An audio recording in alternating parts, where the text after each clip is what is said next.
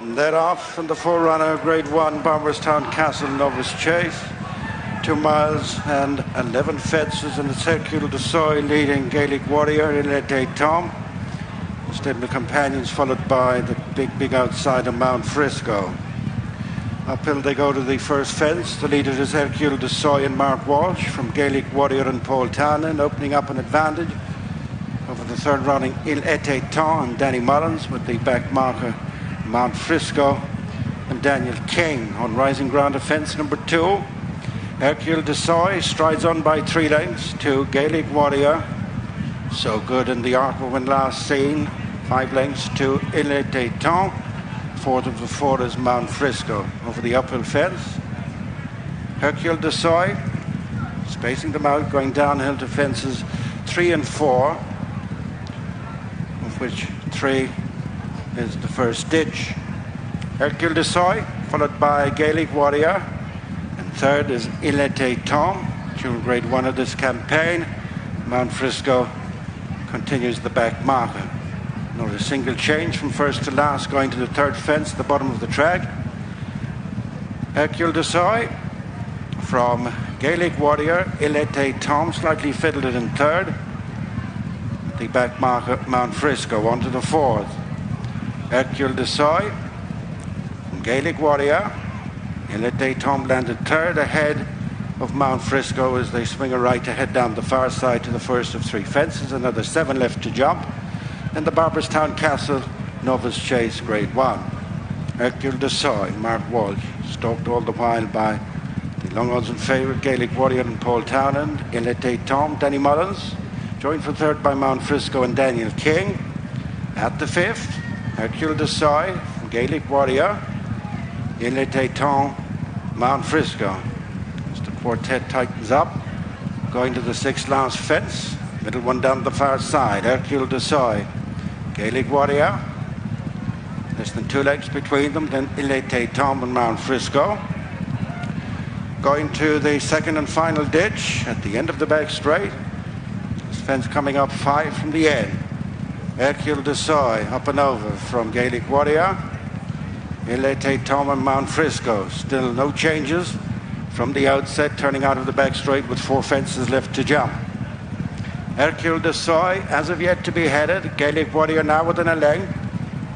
Third place Etait Temps. Fourth of the 4 is Mount Frisco as they turn towards the 4th last fence. Circuit de Soy makes the bend a length in front of Gaelic Warrior, then Etait Temps and Mount Frisco facing the 4th last fence. What's left are plain fences. Circuit de Soy, Gaelic Warrior, Etait Temps on the outside of Mount Frisco. Another 3 fences left to jump. Circuit de Soy from Gaelic Warrior, Etait Temps on the outside. The stable companions followed by Mount Frisco. The fence on the home turn, 3 out. Circuit de Soy from Gaelic Warrior, who jumped up on terms. Mount Frisco and Etait Temps both shaken up at the back.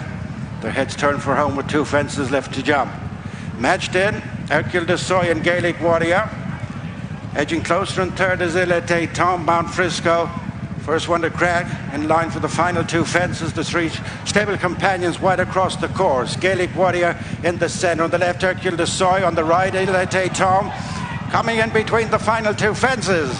And we're on for a good finish between the stable companions. Gaelic Warrior, Etait Temps on the outside. On the inner is Circuit de Soy, the final fence. Over to just in front, Gaelic Warrior from Etait Temps from the near side, who's coming home best of all. Etait Temps is turning over Gaelic Warrior in the Barberstown Castle Novice Chase. Etait Temps, another Grade 1 this season from Gaelic Warrior. Circuit de Soy well cleared of Mount Frisco as Willie Mullins closes in on Dermot Wells' long-standing record as winning most trainer. Well, the odds-on favourite has been beaten. Etait Temps, who was no match for Gaelic Warrior on a couple of occasions earlier on this season, has put one over on his old rival and stable companion today. Ruby, what are your initial thoughts on that? Yeah, Circuit de Soy went a good gallop early. Gaelic Warrior settled for Paul behind him, but to be honest with you, Gary, when they swung up here 28, 29 miles an hour, not sure it was enough of a test of stamina for Gaelic Warrior. It's allowed Etait Temps get into a rhythm, get on his feet, get travelling. Mount Frisco's right on their tails heading to the third last. To me, he's too close. Maybe yesterday the Gold Cup as well, 7 of them off the bend to the second last. Hercules is still dictating it here, and it got down to a turn of foot, but Etait Temps, Danny took his time, allowed him to get warmed up, missed the third last. Paul lands beside Mark Walsh, and off the bend here he knew it was going to be a race. He just wasn't as dominant as he was in Cheltenham, but it was a steadier contest, quicker ground maybe. They didn't get as stretched or go as hard, but you could argue that an undulating track doesn't really suit Etait Temps, because his form at Leopardstown, Aintree, Punchestown seems to be better than it was at Cheltenham or Limerick.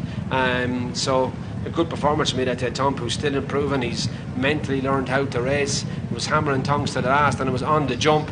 Neither of them were spectacular. I think they both got close. Yeah, both jockeys sit, they both get in, but Etait Temps had the better turn of foot from the last, and Gaelic Warrior keeps going, but can't match Etait Temps. And Hercules in the side, for me, he's too close. The key to Etait Temps having his